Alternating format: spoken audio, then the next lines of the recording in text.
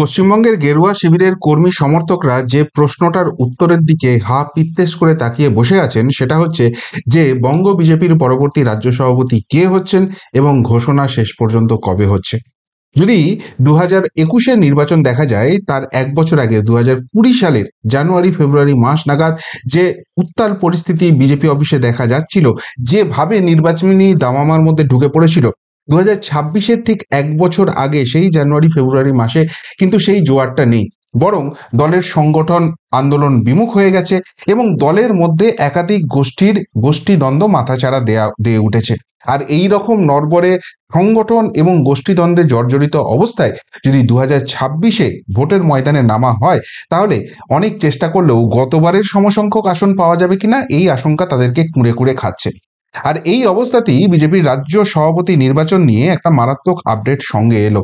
এবং এই যদি সত্যিকারের খবর হয়, তাহলে একটা কথাই বলা যেতে পারে, বর্তমান পরিস্থিতিতে সব থেকে ভালো সিদ্ধান্ত নিয়ে ফেলেছেন অমিত শাহ, নরেন্দ্র মোদীজি।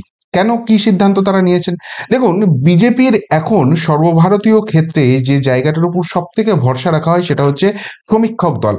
বিভিন্ন রাজ্যের রাজ্য নেতৃত্ব যে রিপোর্ট পাঠায় সেইটার উপর অনেক সময় কেন্দ্রীয় নেতৃত্ব পুরোপুরি আস্থা রাখতে পারেন না, কেননা সেখানে ওই কাজের লোকের থেকে কাছের লোকের রিপোর্টটা বেশি করে চলে যায় এবং সেখানে আসল ছবিটাকে চাপা দেওয়ার চেষ্টা হয়। আর বাংলায় এই রোগ তো সব থেকে বেশি একদম রন্ধ্রে রন্ধ্রে ছড়িয়ে পড়েছে, যেটা 2021 এবং 2024 দুটো নির্বাচনই বিজেপিকে অসম্ভব রকম ভুগিয়েছে। ফলে বাংলায় বছরভর অমিত শাহের খুব ঘনিষ্ঠ একটা সমীক্ষক দল আছে, যারা গুজরাটের আহমেদাবাদের মণিনগরের অফিস তাদের রেজিস্টার্ড, এবং তারা কাজ করছেন এবং তারা তাদের মতো রিপোর্ট অমিত শাহজিকে জমা দিচ্ছেন। সাংগঠনিক রদবদল কি হবে, কে কোথায় বসবে, কোথায় কার শক্তি, কোথায় কার দুর্বলতা, তার খুঁটিনাটি রিপোর্ট এই সংস্থাটির হাত ধরে অমিত শাহজির টেবিলে বসছে। এবং মাথায় রাখতে হবে, গুজরাটে যখন মুখ্যমন্ত্রী ছিলেন নরেন্দ্র মোদীজি, তখন এই মণিনগর কেন্দ্র থেকেই কিন্তু তিনি বিধায়ক হিসেবে নির্বাচিত হতেন। যাই হোক, এই সংস্থার পাশাপাশি আরেকটি সংস্থা যেটি কর্ণাটকের, সেই সংস্থা একটা প্যারালাল সমীক্ষা চালাচ্ছে এবং সেই সমীক্ষার রিপোর্ট জমা পড়ছে স্বয়ং নরেন্দ্র মোদীজির কাছে। অর্থাৎ দুই সমীক্ষক দলের রিপোর্ট কিন্তু সম্পূর্ণ ভিন্নভাবে ভিন্ন দুই ব্যক্তির কাছে জমা পড়ছে। এবার যেটা প্রশ্ন উঠছে যে বিজেপির যে সংগঠন রয়েছে, সেই সংগঠন সাধারণত সারা বছরভর অমিত শাহজি, জেপি নাড্ডাজি এবং বিএল সন্তোষজি এই তিনজনই সামলে থাকেন। নরেন্দ্র মোদীজি তার প্রশাসনিক দিক এবং বিশ্বে ভারতের অবস্থান এই সমস্ত কিছু নিয়ে তিনি ব্যস্ত থাকেন, তিনি সংগঠনে অত বেশি কিছু ঢোকেন না। কিন্তু কিন্তু যেটা বলা হচ্ছে যে নির্বাচনের মরশুম চলে এলে, কোনো রাজ্যে নির্বাচন হলে সেখানকার সাংগঠনিক পরিস্থিতি কি, সেখানে কিন্তু নরেন্দ্র মোদীজি নিজের ইনপুট দেন এবং সেই জন্যই এই কর্ণাটকের সংস্থাকে দিয়ে আলাদা করে একটা রিপোর্ট তৈরি করা হচ্ছে। এবং অবভিয়াসলি ভবিষ্যতে যখন ফাইনাল ডিসিশন নেওয়া হবে, তখন কিন্তু এই দুই সংস্থার রিপোর্টকে ট্যালি করা হবে এবং সেখানে মারাত্মক মারাত্মক ইনপুট দিয়েছে, যেটা এই মুহূর্তে সব থেকে গুরুত্বপূর্ণ। সেই রিপোর্ট যেটা প্রাইমারিলি জানা যাচ্ছে, এই সংবাদ অন্তত যেটা সামনে নিয়ে আসছে, সেখানে বলা হচ্ছে যে বিজেপির এই মুহূর্তের সব থেকে বড় গন্ডগোলের জায়গা সেটা হচ্ছে বিভিন্ন গোষ্ঠীর তৈরি হয়ে যাওয়া। একটি গোষ্ঠী রাজ্য সভাপতি ডক্টর সুকান্ত মজুমদারকে ঘিরে তৈরি হয়ে গেছে, একটি গোষ্ঠী বিরোধী দলনেতা শুভেন্দু অধিকারীকে ঘিরে তৈরি হয়ে গেছে, একটি গোষ্ঠী প্রাক্তন রাজ্য সভাপতি দিলীপ ঘোষকে ঘিরে তৈরি হয়ে গেছে, এবং চতুর্থ একটি গোষ্ঠী তৈরি হয়েছে, যে গোষ্ঠীটি আবার রাজ্য নেতৃত্বের দুই শীর্ষকর্তা, যারাই মোটামুটি এই রাজ্যের সংগঠনটা ঠিক করেন, তাদের ঘিরে তৈরি হয়ে গেছে। আর এর বাইরে বিজেপির সঙ্গে সরাসরি এই মুহূর্তে হয়তো যোগ নেই, কিন্তু পঞ্চম একটা গোষ্ঠীও উঁকি মারছে। তারা হচ্ছে এই গোষ্ঠীগুলোর বিরুদ্ধে বিক্ষুব্ধ গোষ্ঠী, যারা চায় এই সমস্ত গোষ্ঠী এক জায়গায় চলে আসুক এবং একসঙ্গে কাঁধে কাঁধ মিলিয়ে লড়াই করুক। আদি নব্য এই ইকুয়েশনটা বাদ যাক এবং যারা যোগ্য তারা ঠাঁই পাক, যারা এই রাজ্যে তৃণমূলকে হারাবার জন্য সর্বশক্তি দিয়ে ঝাঁপাতে চায় তাদেরকেই সামনে নিয়ে আসা হোক। এই যে পাঁচটা জায়গা রয়েছে, এই পাঁচটা গোষ্ঠীর সমীকরণ মেলানো অত্যন্ত জরুরি এবং সেটা যদি না মেলানো যায়, তাহলে কিন্তু আগামী দিনে এই ইকুয়েশন মেলানো খুব শক্ত হয়ে যাবে, 2026-এর নির্বাচন খুব শক্ত হয়ে যাবে। এটা গেছে প্রাইমারি রিপোর্ট। এবার 2 নম্বর যে পয়েন্টটা বলা হচ্ছে সেটা হচ্ছে যে এই মুহূর্তে সব থেকে যেটা ভালো অপশন হচ্ছে সেটা হচ্ছে রাজ্য সভাপতি হিসেবে শুভেন্দু অধিকারীকেই দায়িত্ব দিয়ে দেওয়া। কেন শুভেন্দু অধিকারীকে দায়িত্ব দিয়ে দেওয়ার কথা বলছে এই সমীক্ষক সংস্থাটি? তাদের মন্তব্য হচ্ছে, যেহেতু এটা বিধানসভা নির্বাচন এবং লড়াইটা সরাসরি মমতা বন্দ্যোপাধ্যায়ের বিরুদ্ধে, বিধানসভায় বিরোধী দলনেতা হিসেবে গত 4 বছরের শুভেন্দু অধিকারী যে জায়গাটা নিজের তৈরি করে নিয়েছেন, সেটা বাংলার জনমানসে প্রতিষ্ঠিত হয়ে গেছে। মমতার বিকল্পকে বিজেপি ক্ষমতায় এলে শুভেন্দু, এই জায়গাটা কিন্তু প্রতিষ্ঠিত হয়ে গেছে। ফলে আগামী একটা বছর তাকে বিরোধী দলনেতার পাশাপাশি যদি রাজ্য সভাপতিও করে রাখা হয়, তাহলে কিন্তু অন্যান্য যে গোষ্ঠীর মাথাচাড়া দেওয়ার ব্যাপার রয়েছে সেই জায়গাটা এতটা আসবে না, এবং তিনি কিন্তু বিধানসভার লক্ষ্যে নিজের মতো করে কাজটা চালাতে পারবেন, এবং সেটা বাংলার মানুষের কাছে অ্যাকসেপ্টেন্স তার অনেক বাড়িয়ে দেবে। একে তো তিনি বিরোধী দলনেতার জায়গাতে রয়েছেন, তারপর রাজ্য সভাপতি, এবং বাংলার নির্বাচন যেটা বারবার দাবি করে যে যে ক্ষমতাসীন আছে তাকে সরাতে গেলে তার বিকল্প মুখটাকে, এবং সেটা যখন বামেদের সময় হয়েছিল, জ্যোতি বসুর মুখটা প্রমিনেন্ট হয়েছিল, সেই জন্যই কংগ্রেসের জামানা শেষ করা গিয়েছিল। আবার যখন বামেদের জামানা শেষ হচ্ছে, সেই বিকল্প মুখটা হচ্ছে মমতা বন্দ্যোপাধ্যায়, সেটা মানুষের কাছে প্রতিষ্ঠিত হয়েছিল, সেই জন্য বাম জামানা সরানো গিয়েছিল। বিজেপি এই রাজ্যে আশা জাগিয়েও যে ভালো করতে পারছে না, কেননা তারা বিকল্প মুখ তুলে আনতে পারছে না। ফলে এই জায়গায় শুভেন্দু অধিকারী হচ্ছে বেস্ট চয়েস। সুতরাং অপশন নাম্বার 1 এটা। অপশন নাম্বার 2, এই ক্ষেত্রে বিজেপির যে বেসিক নীতি আছে, বেসিক রুল আছে, যেটা বিজেপি সব জায়গায় ফলো করে, সেটা হচ্ছে এক ব্যক্তি এক পদ। কিন্তু শুভেন্দু অধিকারীকে দায়িত্ব দিলে এই জায়গাটা ভাঙতে হচ্ছে। সুতরাং স্পেশাল একজন কারুর জন্য এই জায়গাটা ভাঙতে হচ্ছে, এইটা নিয়ে কিন্তু নতুন করে একটা দলের মধ্যেই অস্বস্তি শুরু হয়ে যেতে পারে, এবং এটা বিধানসভার অস্ত্রে কিন্তু বিরোধীরাও প্রয়োগ করতে পারে, সেক্ষেত্রে বিজেপিকে মুশকিলে পড়তে পারে। আর এই মুহূর্তে শুভেন্দু অধিকারীকে রাজ্যের বিরোধী দলনেতার জায়গা থেকে সরানোর কোনো জায়গা নেই। সুতরাং সেক্ষেত্রে তাহলে কি অপশন থাকছে? সেক্ষেত্রে এদের যেটা সাজেশন থাকছে, সেটা হচ্ছে সাপও মরবে লাঠিও ভাঙবে না। সেক্ষেত্রে তারা বলছেন যে এমন একজনকে দায়িত্ব দেওয়া হোক যিনি নতুন করে কোনো গোষ্ঠীর সৃষ্টি করবেন না, অন্তত আগামী 1 বছরের জন্য তাকে ঘিরে কোনো নতুন করে বলয় তৈরি হবে না, এরকম একজনকে দায়িত্ব দেওয়া হোক।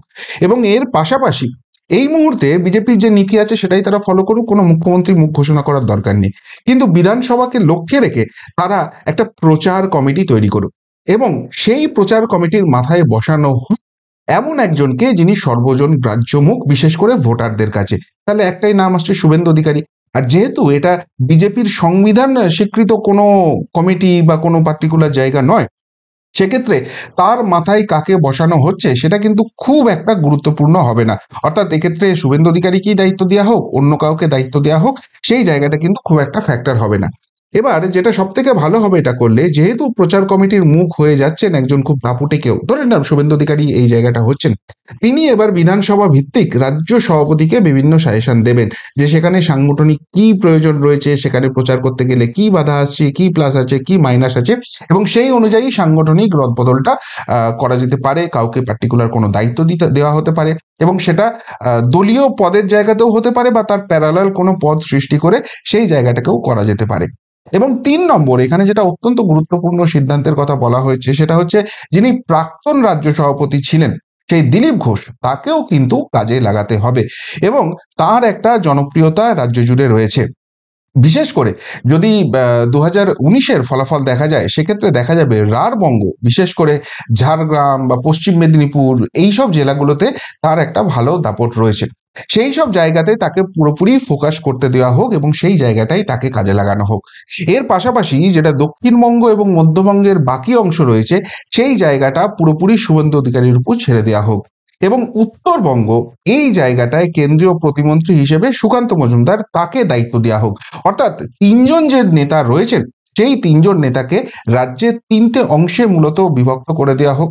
শুভেন্দু অধিকারী ওভারঅল পুরোটাই প্রায় দেখবেন, যেহেতু তিনি প্রচার কমিটির মুখ রয়েছেন, কিন্তু তার উপর স্পেশাল দায়িত্ব দক্ষিণবঙ্গের পুরোটা, এবং মধ্যবঙ্গের দিলীপ ঘোষ যে অঞ্চলটা দেখবেন, সেই অঞ্চল বাদ দিয়ে বাকি অঞ্চলের দায়িত্ব দেওয়া হোক। এই জিনিসটা যদি করা হয়, তাহলে কিন্তু সেটা সব থেকে বেশি তালমিলের জায়গায় থাকবে। এবং এই সমীক্ষক সংস্থার যে রিপোর্ট জমা পড়েছে, সেখানে ফার্স্ট প্রায়োরিটি হিসেবে যে কাজটা করতে বলা হয়েছে, যে ভোটারদের মন জয় বা কোনো পাল্টা শাসক দলের কিছু প্রতিশ্রুতি নিয়ে আসা, সেই অনুযায়ী প্ল্যানিং করা, ওসব অনেক পরে হবে।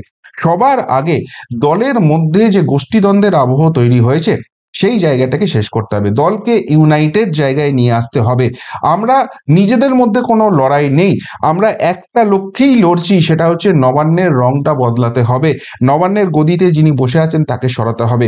এই জায়গাটায় গোটা দলটাকে বাঁধতে হবে, এবং সেটা করতে গেলে কর্মীরা যারা বিশেষ করে বুথ লেভেলে কাজ করছেন, প্রতিদিন প্রতিনিয়ত যারা মার্কটা খাচ্ছেন, তাদের দাবিটা, তাদের যে ইনপুটটা আছে সেটাকে অত্যন্ত গুরুত্ব দিয়ে শুনতে হবে।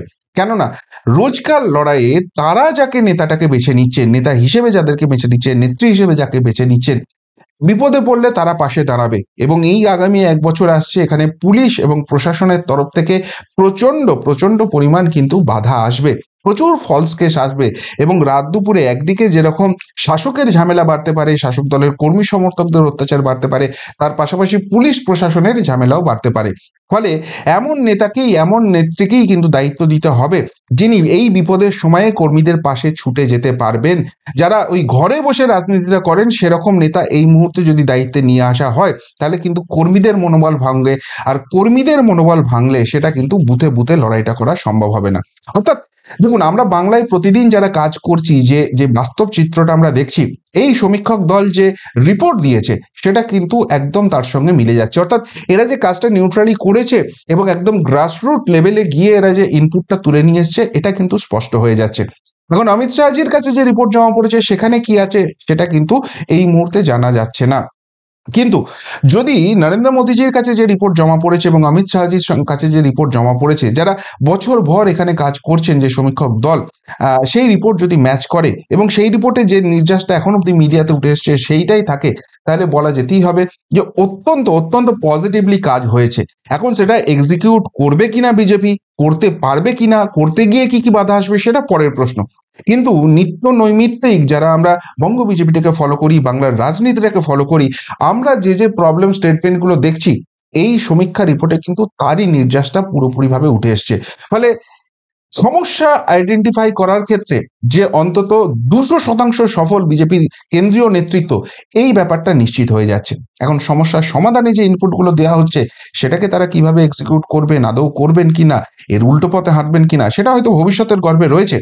কিন্তু যদি সত্যি এই ইনপুটগুলো মেনে করা হয় এবং যেভাবে বলা হয়েছে সেটা যদি আলটিমেটলি ইমপ্লিমেন্টেড হয়, 26-এর লড়াইটা কিন্তু জমে যাবে, এটা স্পষ্ট হয়ে যাচ্ছে। আপনাদের কি মনে হয় এই মুহূর্তে বাংলার রাজনীতিতে বিজেপির যে আভ্যন্তরীণ গন্ডগোলের চিত্র এই সমীক্ষক দলের রিপোর্টে উঠে এসছে, সেটা কতখানি বাস্তব সত্য? এবং সব থেকে বড় কথা, এই সমস্যার সমাধান যেটা তারা বলেছে, সেই সাজেশন অনুযায়ী সত্যিই কি কেন্দ্রীয় নেতৃত্বে চলা উচিত? তাতে বাংলার বিজেপির অভ্যন্তরের হাজারো সমস্যা মিটে যাবেই, এবং সেটা মিটে গেলে সত্যিকারের ইউনাইটেড বিজেপি ময়দানে নামলে এই শাসককে এতটা ট্রাভেল দেবে, একটা তো ফাইনাল ফাইট দিতে পারবে। আপনাদের কি মনে হয় এই নিয়ে? অবশ্যই কমেন্ট বক্সে কমেন্ট করে জানাবেন। এখনকার মতো এখানেই শেষ করলাম, ফেরত আসছি নতুন প্রতিবেদন নিয়ে খুব তাড়াতাড়ি। ভালো থাকবেন, সাথে থাকবেন, পাশে থাকবেন। নমস্কার।